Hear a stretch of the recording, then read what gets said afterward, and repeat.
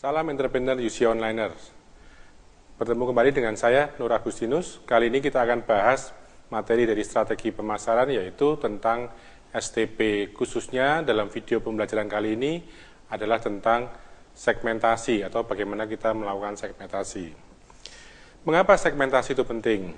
Kita tahu bahwa kalau kita membuat produk atau menjual sebuah produk ini tidak akan bisa atau tidak akan mungkin dipakai oleh semua orang. Artinya digemari atau akan dibeli oleh semua orang. Contoh yang paling sederhana adalah air mineral.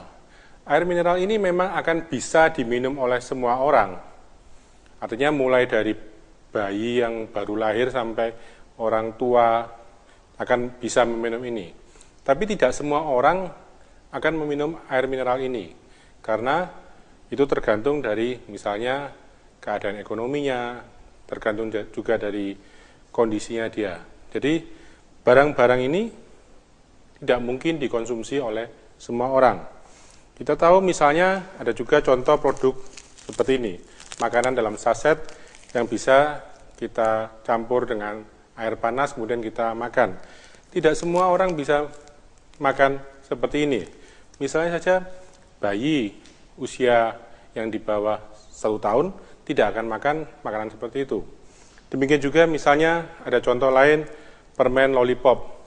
Permen ini mungkin digemari oleh anak-anak, mungkin juga sebagian dari orang dewasa, tapi tidak semua orang dewasa akan mau makan permen lollipop misalnya.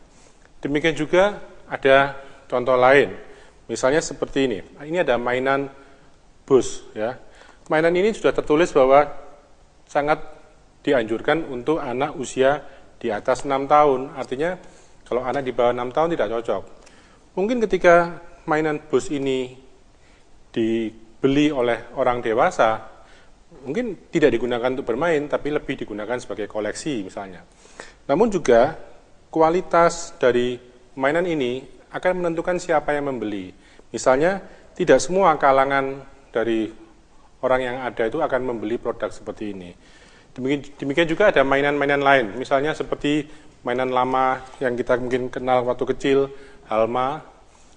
Tidak semua orang akan beli Halma. Nah, inilah gunanya melakukan segmentasi. Apa saja caranya? Mari kita ikuti petunjuk berikut ini.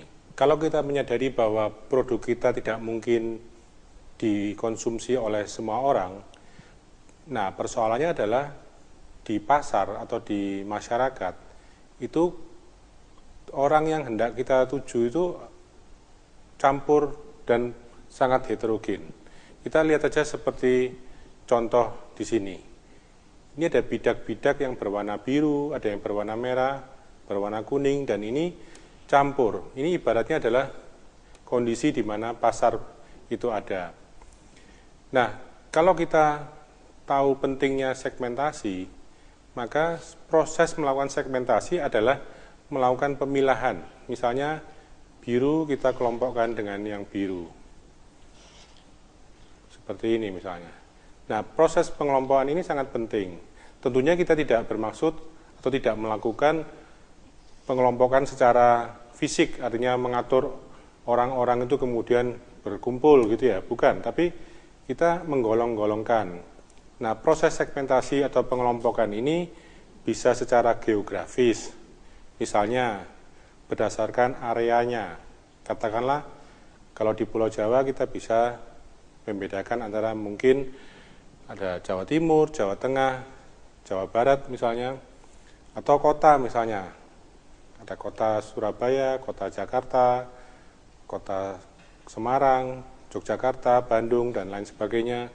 Mungkin juga berdasarkan cuaca. Kalau produk kita memang sangat tergantung dengan cuaca, bisa saja proses segmentasinya kita golongkan dengan cuaca. Misalnya biru ini kita anggap daerah yang cuacanya itu banyak hujan. Sementara kuning adalah kondisi di mana lebih kering misalnya.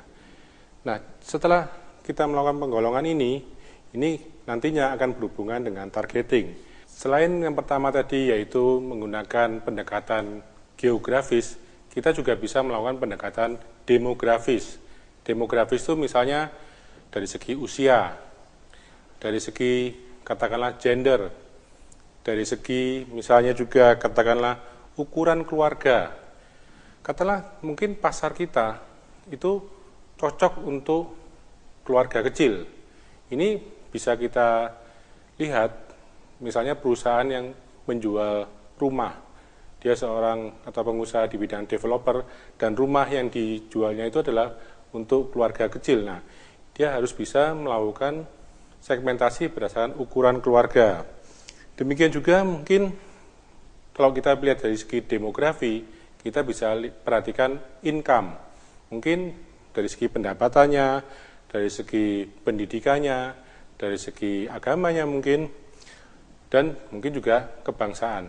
Nah, hal-hal ini yang berhubungan dengan demografis. Lalu pembagian yang ketiga, selain geografis, kemudian demografis, ada juga secara psikografik. Psikografik itu misalnya berkenaan dengan lifestyle. Lifestyle atau gaya hidup adalah uang yang biasa dia keluarkan itu untuk apa? Entah apakah untuk teknologi, apakah untuk hiburan, dan lain sebagainya. Kemudian status sosial atau kelas sosialnya seperti apa? Itu bisa dibeda-bedakan, dikelompok-kelompokkan. Nah, lalu juga misalnya mengenai minatnya. Nah, ini adalah masalah psikografis. Dan yang terakhir, yang keempat adalah tentang perilaku. Jadi, perilaku juga bisa berbeda-beda. Ada yang perilaku berdasarkan pekerjaan. Dulu misalnya orang membaca koran sebelum membaca koran di pagi hari itu menjadi kebiasaan umum, orang lebih suka membaca koran di sore hari. Ketika pulang kerja, lalu membaca koran. Tetapi kemudian ada perubahan perilaku di mana orang lebih suka membaca koran pagi hari. Demikian juga misalnya katakanlah kegunaan, bagaimana orang menggunakan produk itu, perilakunya seperti apa, ini yang bisa kita telaah dalam melakukan segmentasi. Jadi UC Onliner kalau kita simpulkan, untuk segmentasi ini dalam 4 hal tadi, yaitu geografi, demografi, psikografi, dan juga masalah behavior atau perilaku, itu sebetulnya kalau geografi itu bicara tentang di mana, where, di mana pelanggan itu kita bisa pilah-pilah. Kalau masalah demografi itu kita bicara what, artinya apa, apakah dia laki-laki, apakah dia perempuan, apakah dia anak-anak, apakah dia keluarga yang baru misalnya baru menikah, keluarga dengan keluarga kecil dan sebagainya. Bisa juga apakah mungkin katakanlah pendidikannya seperti apa, itu demografi.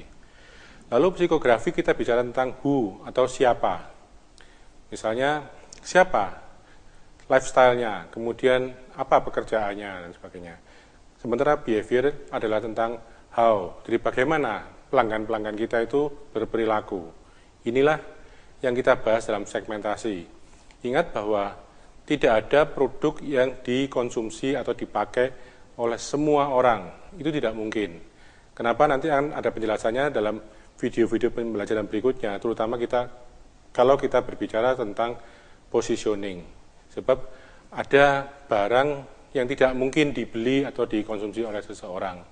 Demikian penjelasan mengenai segmentasi, kita bisa mempelajari juga, misalnya Anda menemukan sebuah produk di toko atau di pasar, dan Anda bisa menilai atau melakukan analisis, barang ini cocoknya dikonsumsi oleh siapa, berdasarkan geografinya, berdasarkan demografinya, berdasarkan psikografinya, serta behaviornya atau perilaku.